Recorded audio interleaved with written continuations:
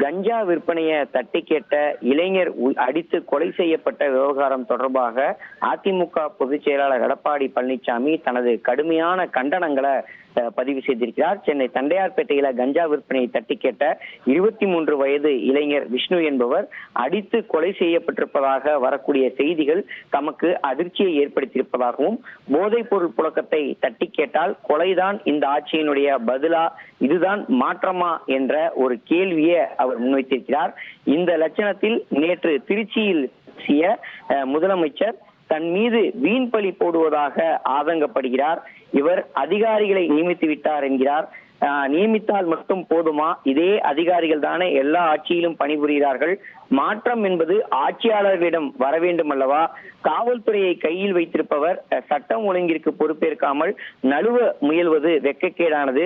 இதில் போதைப் பொருளை தன்னால் ஒழிக்க முடியாது என மறைமுகமாக ஒப்புதல் வாக்குமூலம் வேறு அளித்திருக்கிறார். சிங்கப்பெண் அதிரடிப்படையை அடுத்த வாரம் துவங்க வைக்க இருப்பதாக தெரிவித்திருக்கக்கூடிய நிலையில், கடந்த வாரம் அனைத்து ஏற்பாடுகளும் தயாராக இருந்த நிலையில் எதற்கு நீங்கள் கடைசி நிமிடத்தில் ரத்து செய்தீர்கள்? உங்கள் உதவியாளர் வீட்டு விழாவை சிறப்பிப்பதற்காக தமிழக பெண்களின் பாதுகாப்பை காம்ப்ரமைஸ் செய்தீர்களா? நீங்கள் அடுத்த வாரம் துவங்கும் வரை தமிழக பெண்கள் பாதுகாப்பின்றி இருக்க வேண்டுமா என்ற ஒரு கடுமையான கண்டனங்களை பதிவு செய்திருக்கிறார். மேலும் தூத்துக்குடி அருகே கூட்டு பாலியல் வன்கொடுமை வழக்கில் ஆளுங்கட்சி தவேக நிர்வாகிகள் 2 கைது செய்யப்பட்டிருப்பதாக செய்திகள் வருகின்றன. கடந்த 3 வாரங்களில் எத்தனை ஆளுங்கட்சி நிர்வாகிகள் கொடும் குற்றம் செயலுக்காக கைது செய்யப்பட்டு உள்ளார்கள்?